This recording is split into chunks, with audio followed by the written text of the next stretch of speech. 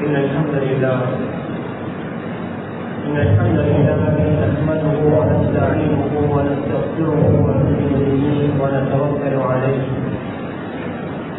ونعوذ بالله من شرور أنفسنا ومن سيئات أعمالنا من يهده الله فلا مضل له ومن يضلل فلا هادي له وأشهد أن لا إله إلا الله وحده لا شريك له وأشهد أن سيدنا ونبينا وصفينا ومولانا محمدا عبده ورسوله اللهم صل على رسولك سيدنا ونبينا وحبيبنا وشفيعنا وخليلنا وسندنا ومولانا محمد وبارك وسلم عليه. وقد قال الله سبحانه وتعالى في كلامه العزيز وقرآنه المجيد بعد أعوذ بالله من الشيطان الرجيم بسم الله الرحمن الرحيم إذا جاء نصر الله والفتح ورأيت الناس يدخلون في دين الله أفواجا فسبح بحمد ربك واستغفره إنه كان توابا. صدق الله العلي العظيم. عن عمر رضي الله تعالى عنه قال سمعت رسول الله صلى الله عليه وسلم يقول إنما الأعمال بالنيات. صدق رسول الله صلى الله عليه وسلم. எல்லா புகழும் புகழ்ச்சியும் அல்லாஹ் ஒருவருக்கே உரித்தாகட்டும். அல்ஹம்துலில்லாஹ்.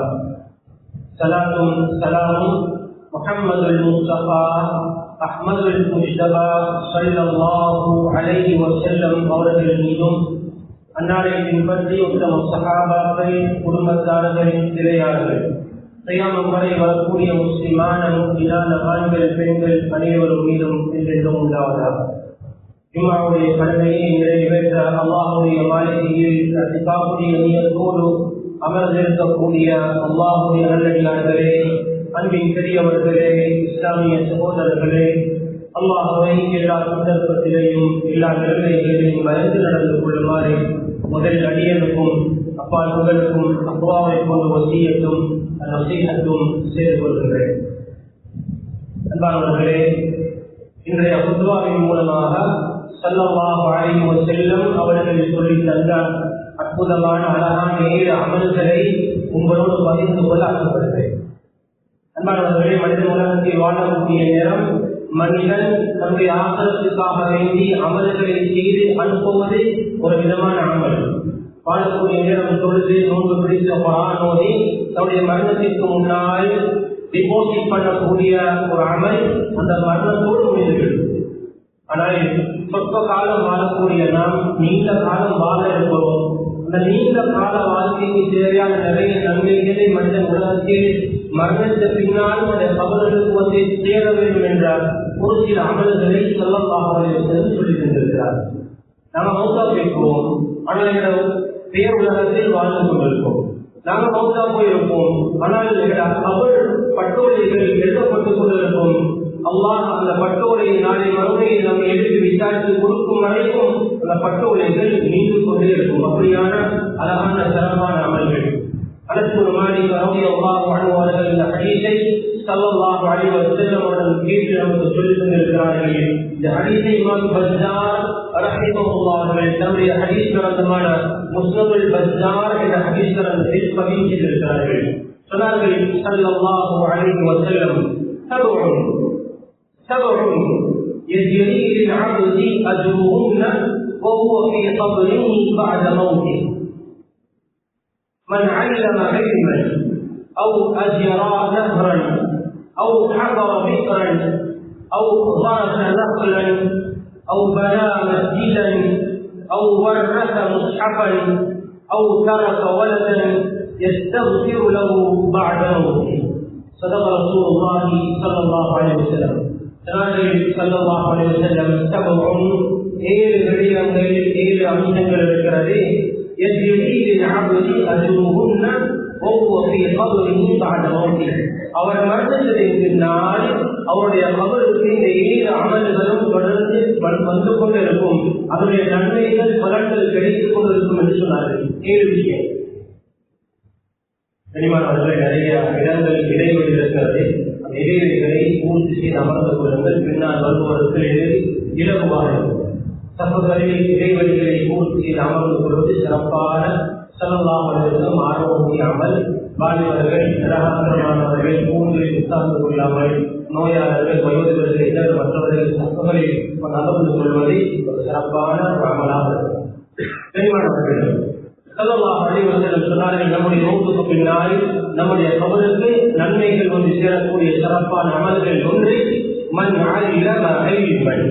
யார் தன்னுடைய கற்ற மார்க்க அறிவை சொல்லிக் கொடுக்கிறார்களோ, அல்லாஹ்வை விளங்கக்கூடிய, ரசூலை விளங்கக்கூடிய, அல்லாஹ்வுடைய தீனை மார்க்கத்தை விளங்கக்கூடிய அறிவை யார் சொல்லிக் கொடுக்கிறார்களோ அவருடைய பட்டோலை மூலம் வரமாட்டார்கள். எனக்கு போதித்து தந்த குர்ஆனுடைய உஸ்தாத் ஆபாவோ காவூரின் இருக்கிறார். சூரத்துல் ஃபாத்திஹாவை ஓதி தந்தனுடைய உஸ்தாத், எனக்கு குர்ஆனை சொல்லி தந்தனுடைய உஸ்தாத், எனக்கு மார்க்கம் படித்து தந்தனுடைய உஸ்தாத், எனக்கு குர்ஆன ஹதீஸ தொழுகையை படித்து தந்த மார்க்கத்தை சொல்லி தந்தவுடைய அவர்கள் உலகத்தில் அவர்கள் அந்த பட்டோலையில் மூடப்படுவது கிடையாது. அல்லாஹ்வே அப்படியான அற்புதமான ஒன்றாக அல்லாஹ் அந்த குர்ஆனையும் சுன்னாவையும் தீனையும் வைத்திருக்கிறார். மார்க்கத்தை யார் சொல்லிக் கொடுத்தார்களோ, சூரத்துல் ஃபாத்திஹா ஓத தெரியாதது சூரத்துல் ஃபாத்திஹாவை எனக்கு ஒருவர் அழகாக ஓதுவதற்கு சொல்லி தந்தார். சுப்ஹானல்லாஹ், அது அவருடைய கியாமம் வரைக்கும் அது பட்டோலை நீண்டு கொண்டே இருக்கும். நான் ஓதுறேன், நான் என் பிள்ளைக்கு சொல்லிக் கொடுத்திருக்கிறேன். நான் காலம் காலம் அது ஓதக்கூடிய எல்லா காலமும் என்னுடைய அந்த கபருக்கு அந்த நன்மை சொல்லிக் கொடுத்தவருக்கு போய் சேர்ந்து கொண்டே இருக்கும். யோசித்து பாருங்கள் அன்பானவர்களே, ஒவ்வொரு மிம்பரிலும் குர்ஆனையும் ஹதீஸையும் சொல்லித் தருகிறார்கள். அந்த குர்ஆனை என்னிடம் கொண்டு வந்து சேர்ப்பவர்களுக்கு ஒரு சப்ளை செயின் இருக்கிறது.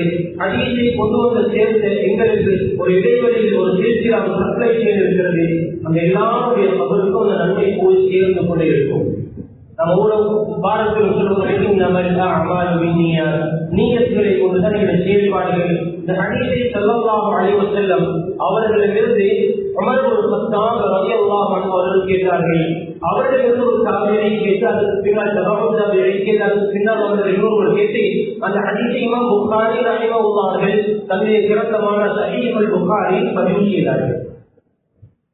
கொஞ்சம் யோசிச்சு பாருங்களே, இந்த ஹதீஸை சொல்லக்கூடிய நேரம் ஸல்லல்லாஹு அலைஹி வஸல்லம் அவருக்கு ஜிப்ரீல் அலைஹிஸ்ஸலாத்து வஸலாமுடைய தகவல், அதை ஸல்லல்லாஹு அலைஹி வஸல்லம் சஹாபாக்கள், சஹாபாக்களுக்கு தாபிஈன்கள், தாபிஈன்களுக்கு தபஉ தாபிஈன்கள், அவர்களுடைய இமாம்கள் அதை எழுதி பதிவு செய்து வைத்திருக்கிறார்கள். அந்த எல்லா நன்மையும் அவர்களுக்கு போய் சேர்ந்து கொண்டே இருக்கிறது.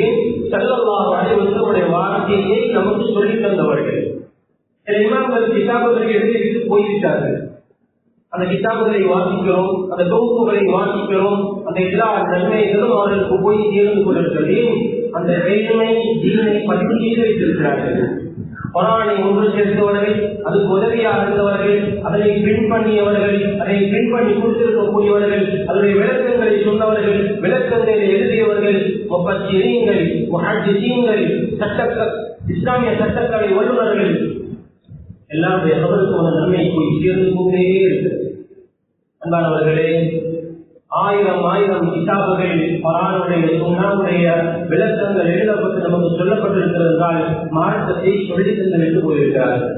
அவர்கள் மரணித்து விட்டார்கள். ஆனால் இன்னும் அந்த பெயரை கேட்டால் ரஹிமஹுல்லாஹ், வெறுமனே முத்தையா இமாம் புகாரி என்று சொல்வது கிடையாது. இமாம் புகாரி ரஹிமஹுல்லாஹ் என்று சொல்கிறோம். அபூ ஹுரைரா ரலியல்லாஹு அன்ஹு அவர்கள் வீடு கிடையாது, சொத்து செல்வங்கள் கிடையாது.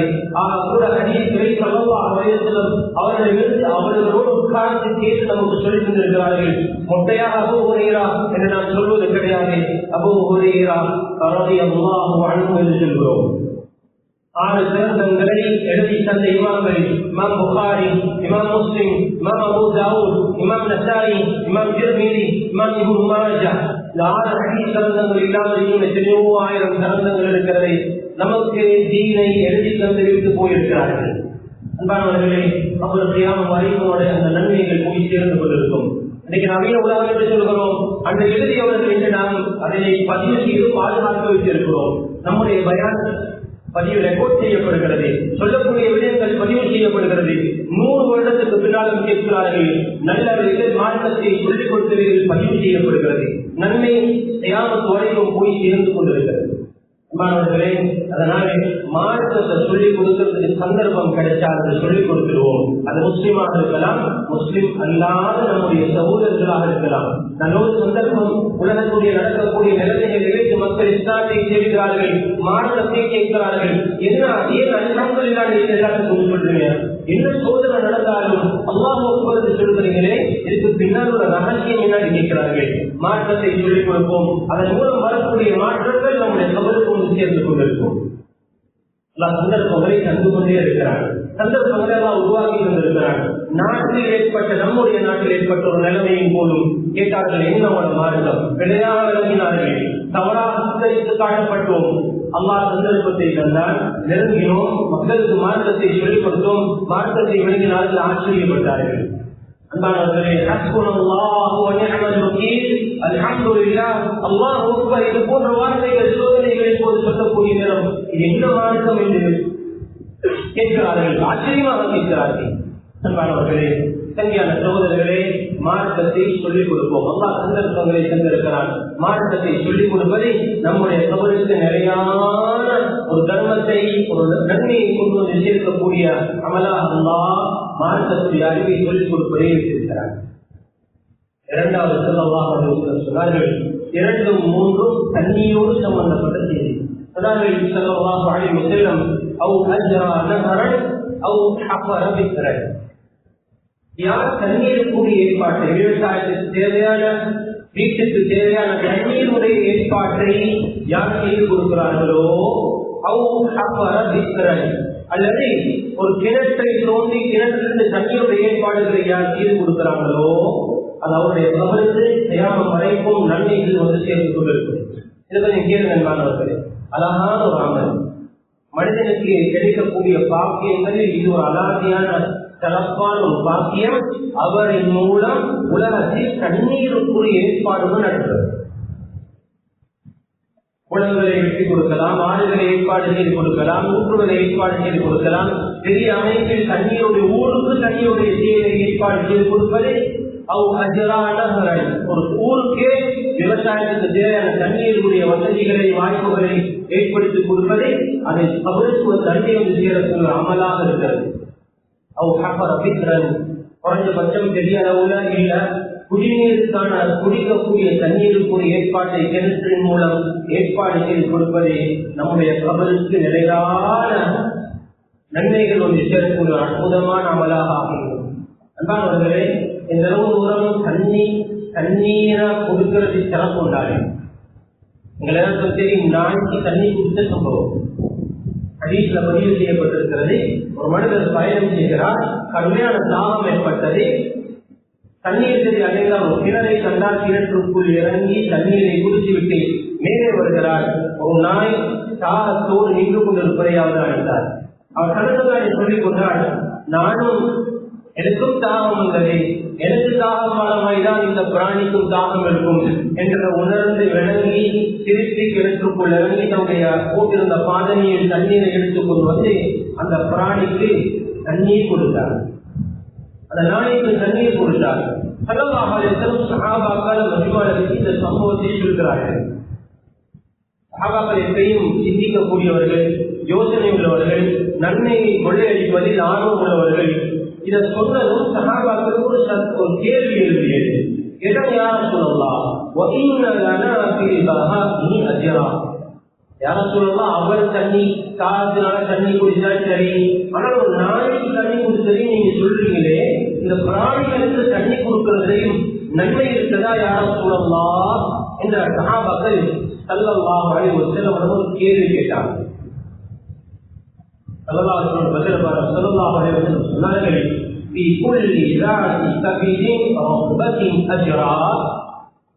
தண்ணீர் தேவையுள்ள எல்லா பிறவிகளுக்கும், தேவைப்படக்கூடிய எல்லா உள்ள ஜீவன்களுக்கும் அது நன்மை இருக்கும். அது மனிதனாக இருக்கலாம், அல்லது மனிதன் அல்லாத ஒரு உயிரினமாக இருக்கலாம். யாருக்கு தண்ணி தேவை ஏற்படுகிறதோ அதை கொடுத்தால் அவருக்கு இந்த நன்மை என்று சொன்னார்கள். இந்த ஹதீஸுக்கு விளக்கம் சொல்லக்கூடிய உலமாக்கள் சொல்கிறார்கள், நாய்க்கு தண்ணி கொடுத்த ஒரு விடயத்தை அல்லாஹ் அதை சந்தோஷப்படுத்தி அவரை மன்னித்து சொர்க்கத்தில் அனுப்பினான் என்றால், அன்பானவர்களே, மனிதனுக்கு தண்ணீருடைய ஏற்பாட்டை செய்து கொடுத்தால் அல்லாஹ் எவ்வளவு சந்தோஷப்படுவார், எவ்வளவு மன்னிப்பை தருவான் என்பதை யாரும் பூரமாக இருந்து யோசிக்க வேண்டிய தேவை கிடையாது. ரொம்ப நெருக்கமான ஒரு விடயமாக அல்லாஹ் இதை வைத்திருக்கிறார். அன்பானவர்களே, தண்ணீருடைய ஏற்பாடு சிறப்பான ஒரு ஏற்பாடு. யாருக்கெல்லாம் நான் வசதி வாய்ப்புகளை தந்திருக்கிறானோ இதை யோசியுங்கள். குடும்பமாக நண்பர்களாக சேர்ந்து எந்த இடத்துல தண்ணி இல்லையோ அந்த தண்ணிக்குரிய நீருக்குரிய ஏற்பாடு செய்வோமாக இருந்தால் நம்முடைய பகுதிக்கு நிலையான நன்மைகளை கொண்டு வந்து சேர்க்கக்கூடிய ஒரு அமலாக மாறிவிடும். ஸல்லல்லாஹு அலைஹி வஸல்லம் மக்காவிலிருந்து மதீனாவுக்கு வந்தாங்க. மதீனாவில் குடிக்கக்கூடிய தண்ணீர் அது மதுரமான தண்ணியாக இருக்கல, குடிக்கிறது கஷ்டமான ஒரு தண்ணீர் இருந்தது. ஸல்லல்லாஹு அலைஹி வஸல்லம் சஹாபாக்களுக்கு சொன்னாங்க, எங்க சரி போய் மதுரமான தண்ணீர் இருக்குதா என்று பார்த்து போவாங்கன்னு நினைக்கிறாங்க. எந்த இடத்திலையும் குடிப்பதற்கு மதுரமான தண்ணீர் இருக்கல. ஒரே ஒரு சஹாபிடம் இருந்தது. அந்த சஹாபிட்ட போய் சஹாபாக்கள் கேட்டாங்க, ஸல்லல்லாஹு அலைஹி வஸல்லம் தண்ணீர் கேட்கிறாங்க, உங்கள்ட்ட ஒரு கிணறு இருக்குது, அந்த கிணறு இருக்கக்கூடிய தண்ணீர் மதுரமான தண்ணீராக இருக்குது, அதை உங்களுக்கு தர முடியுமா என்று கேட்டாரு. அன்பானவர்கள் கொஞ்சம் கேளுங்க, சந்தர்ப்பங்கள் எல்லாருக்கும் எல்லா நேரத்திலையும் வாரம் கிடையாது. காசு உள்ள நேரம், காசு இல்லாத நேரம், மனிதனுக்கு சந்தர்ப்பங்கள் வரும். ஆனால் சில பேர் அந்த சந்தர்ப்பங்களை பயன்படுத்தாமல் விட்டு விடுவோம். அன்பானவர்களுக்கு ஒரு சந்தர்ப்பம் வந்தது.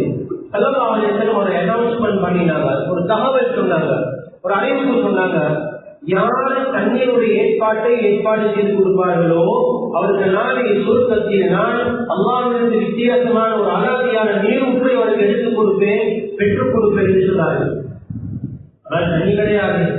சஹாபாக்கள் ஸல்லல்லாஹு அலைஹி வஸல்லம் சொன்னாங்க, யார சொல்லலாம், தண்ணி தேடி போகணும், யாரிடம் தண்ணீர் கிடையாது. ஒரே ஒரு சுனாமியிடம் இருந்தது.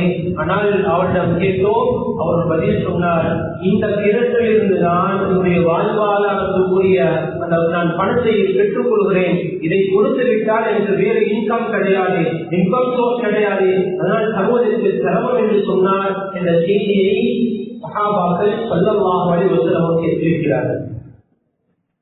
மாணவர்களே, இந்த செய்தி ஸல்லல்லாஹு அலைஹி வஸல்லம் சொன்ன இந்த அறிவிப்பு பஷாரத் நன்மாராயம் உஸ்மான் இப்னு அஃபான் ரலியல்லாஹு அன்ஹுடைய காதுக்கு போய் சேர்ந்தது. யாருக்கெல்லாம் அல்லாஹ் பணத்தை, பொருளை, செல்வத்தை, நல்ல வளங்களை கொடுத்திருக்கிறானோ வாய்ப்புகள் கிடைக்கிறது முக்கியமானவன். உஸ்மான் ரலியல்லாஹு அவர்கள் பேரு உஸ்மான், அப்பாவுடைய மகன் தான். ஆனால் உலக மகனுக்கு கொடுத்து பேர் கனி, உள்ளத்தாலும் பணக்காரர், பொருளாலும் பணக்காரர். உடனே வீட்டுக்கு போனார்.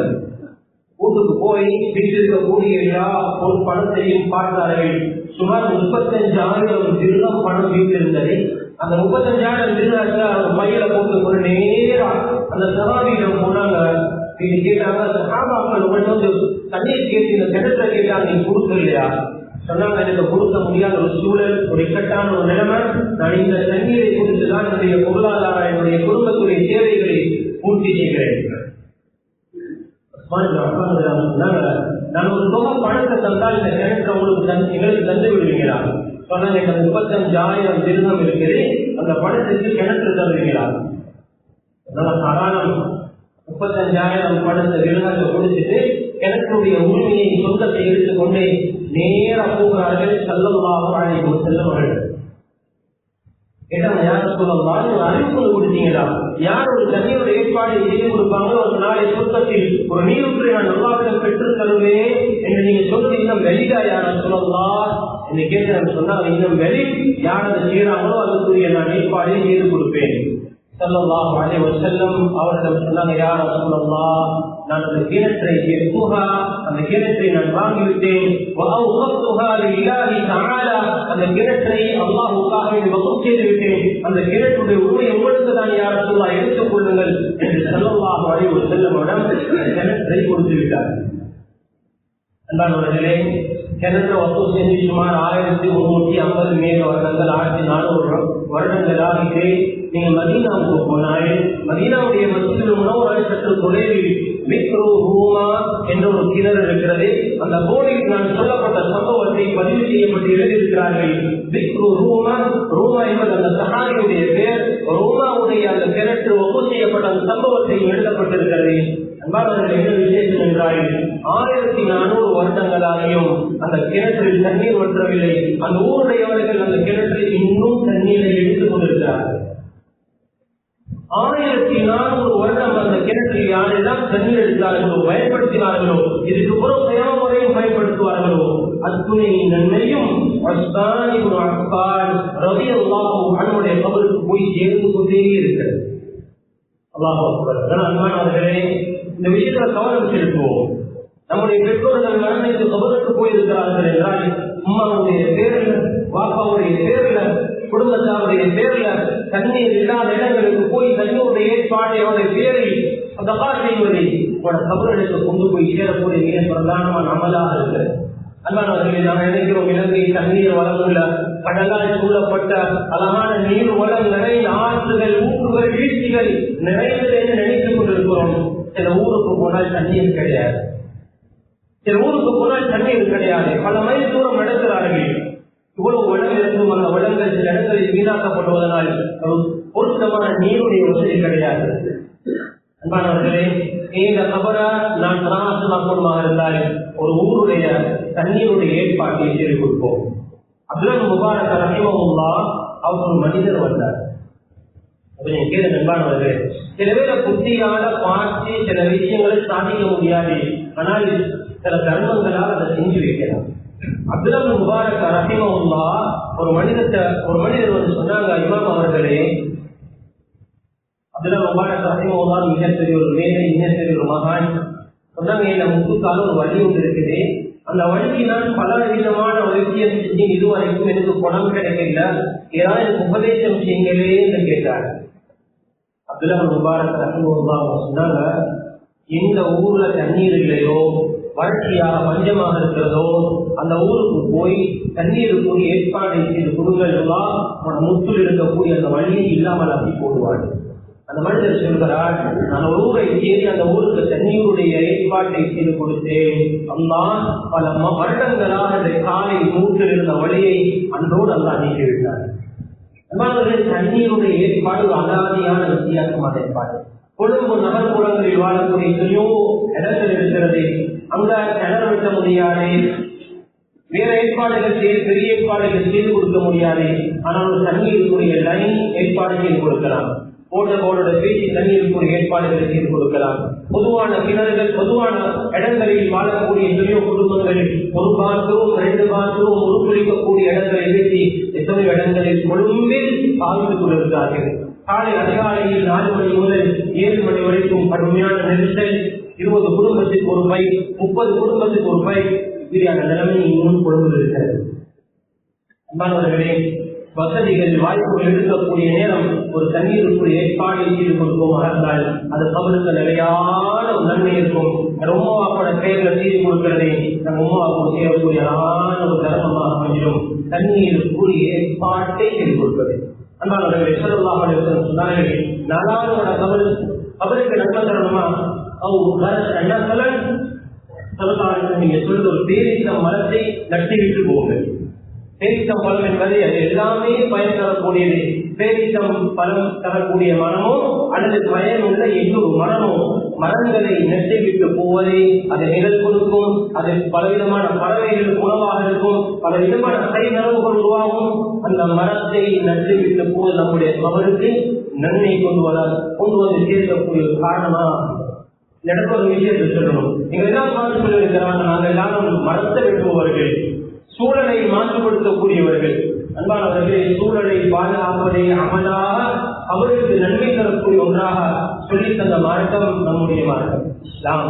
அன்பானவர்களே, மரங்களை வளர்ப்பதை நம்முடைய கபருக்கு நன்மை தரக்கூடிய, பயன் தரக்கூடிய ஒன்றாக ஆகியுள்ளது. சொன்னார்கள், 5வது சொன்னார்கள், அல்லாஹ்வுடைய மாளிகையை கட்டுவது. பல 100 வருடங்களுடைய வரலாற்றை கொண்ட பள்ளிவாசல். நம்முடைய முன்னோர்கள் இந்த இடத்தை வாங்கி வகுப்பு செய்து விட்டு போயிருக்கிறார்கள். அழகான ஒரு மஸ்ஜிதை கட்டியிருக்கிறார்கள்.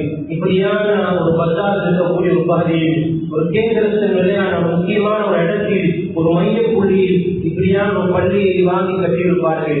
அவர்கள் யோசித்து நிற்க மாட்டார்கள். ஒரு 100 வருடத்துக்கு பின்னால் இந்த இடம் எப்படியான ஒரு பொறுமதியான இடமாக இருக்கும் யோசித்து நிற்க மாட்டார்கள். ஆனால் இடத்தை வாங்கியவர்கள், அதை கட்டியவர்கள் பாக்கியவான்கள், பாக்கியசாலிகள். அல்லாஹ் ரஹ்மத் செய்யட்டும். இந்த இடத்தில் சொல்லுகிறோம், நன்மை அவர்கள் கபர்களுக்கு போய் சேர்ந்து கொண்டிருக்கிறது.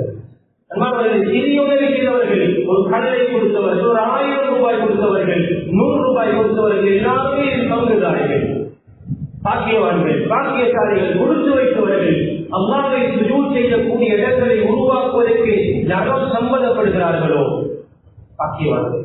அதனால் தான் ஹதீஸ்ல வந்திருக்கிறது, அல்லாஹ்வுடைய மாளிகையில் ஒரு பறவையுடைய கூட்டளவு, ஒரு பறவையுடைய கூடு, பெரிய கூடு, அதாவது சின்ன கூடு. சொன்னாங்க, ஒரு பறவையுடைய கூட்டின் அளவாவது யாராவது பள்ளியை கட்டினார். அப்படி யாரும் பள்ளியை கட்ட முடியாது. ஆனால் அந்த அளவுக்காவது உதவி செய்தால் அல்லாஹ்வுடைய பொருத்தம், அல்லாஹ்வுடைய மாளிகை நாளைக்கு வருகிறது. அதனால் மாணவர்களே, எங்கெல்லாம் அழைப்புகள் கொடுக்கப்படுதோ, பொக்கெட்ல எவ்வளவு இருக்குது பார்க்க மனசை பாருங்கள். போன கிழமை தான் நான் கொடுத்தேன், இந்த கிழமை தான் நான் கொடுத்திருக்கிறேன், இந்த பள்ளியில உதவி செய்தேன் என்பதை பார்க்காமல் வாய்ப்புகளை சந்தர்ப்பமாக பயன்படுத்திக் கொள்வோம். அல்லாஹ்வுடைய மாளிகைக்கு உதவி செய்வதை அது ரொம்ப தேவையான ஒன்றாக இருக்கிறது. சொன்னாங்க, 6வது கபருக்கு நிறையான நன்மை கொண்டு வந்து சேர்க்கக்கூடிய இன்னொரு தர்மம் தான்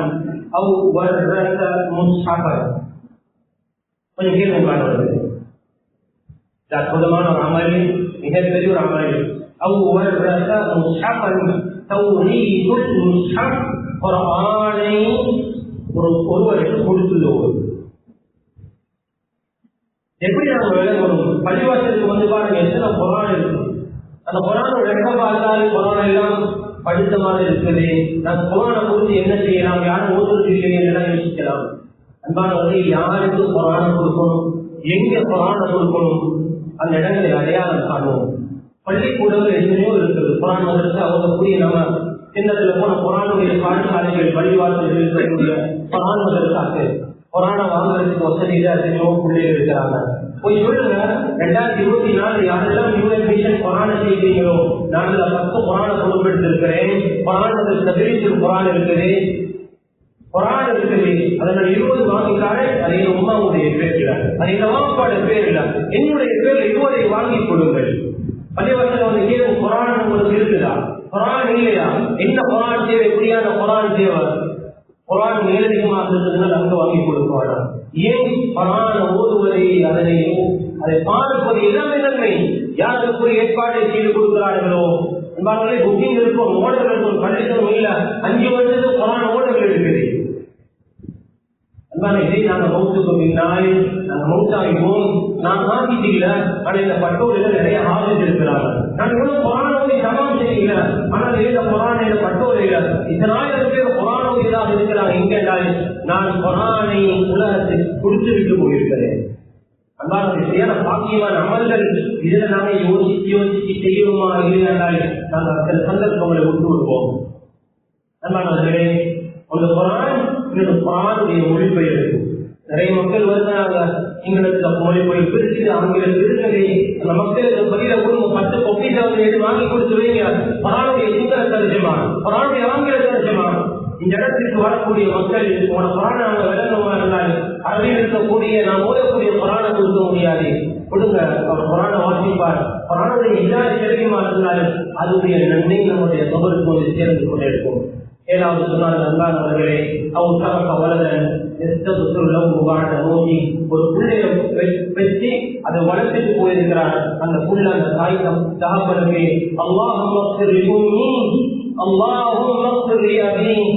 உம்மாவுடைய பாவத்தை மன்னி, யாரைய வாகவுடைய பாவத்தை மன்னி என்று ஒரு பிள்ளையை விட்டுட்டு போனால் அந்த பிள்ளையும் நடமாடக்கூடிய ஒரு சதகாச்சாரியா.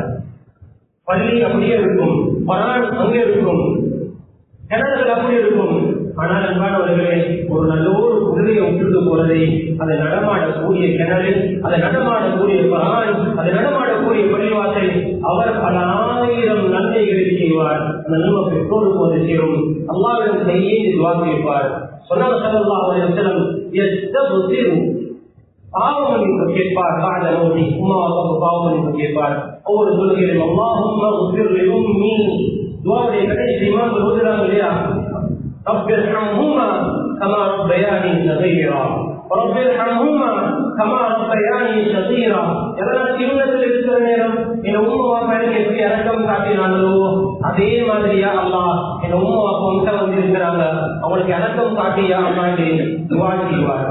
உம்மாவுக்கு துஆ செய்யக்கூடிய, உம்மாவுடைய கபருக்கு நன்மையை சேர்த்து வைக்கக்கூடிய, யாரை இந்த உம்மாவுடைய கபரை சொர்க்கத்துடைய பூஞ்சொலியாக ஆக்கிவை, என் உம்மாவுடைய நன்மைகளை நீ ஏற்று போயா அல்லாஹ், உம்மாவுக்கு ஜன்னத்துல் ஃபிர்தௌஸின் ஆளாவை நீ குளிர்ச்சியா அல்லாஹ். துஆ செய்யக்கூடிய குழந்தைகளை வீட்டிற்கு போதும் சதகா ஜாரியா நம்முடைய கபருக்கு நன்மை வந்து சேரக்கூடிய அமலாக இருக்கிறது. அன்பானவர்களே, 7 அமல்கள் நம்முடைய கபருக்கு நம்முடைய மௌத்துக்கு பின்னால் வந்து சேரக்கூடிய 7 அமல்களை சொல்லியிருக்கிறேன். மார்க்கத்துடைய அறிவை சொல்லிக் கொடுப்போம். தண்ணீருக்குரிய ஏற்பாட்டை பெரிய அளவில் அல்லது சின்ன அளவில் ஏற்பாடு செய்து கொடுப்போம். பயன் தரக்கூடிய மரங்களை நட்டுவிட்டு போவோம். அல்லாஹ்வுக்கு சுஜூத் செய்யக்கூடிய பள்ளிவாசலுக்கு உதவுவோம். கட்டி வைத்து விட்டு போவோம்.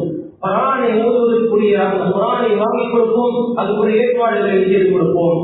நமக்கு துஆ செய்யக்கூடிய குழந்தைகளை நல்லொழுக்கம் உள்ளவர்களாக மாற்றப்பட்டுள்ள குழந்தைகளாக ஆக்கிவிட்டு போவோம். நம்முடைய கபருக்கு 7 நன்மைகள் மூன்றுக்கு பின்னால் தியானம் வரைக்கும் வந்து சேரக்கூடிய அமல்களாக இருக்கும். இப்படிப்பட்ட அமல்களில் ஈடுபடக்கூடிய நல்ல சந்தர்ப்பத்தை அல்லாஹ் நம் அனைவருக்கும் கொண்டருவானாக.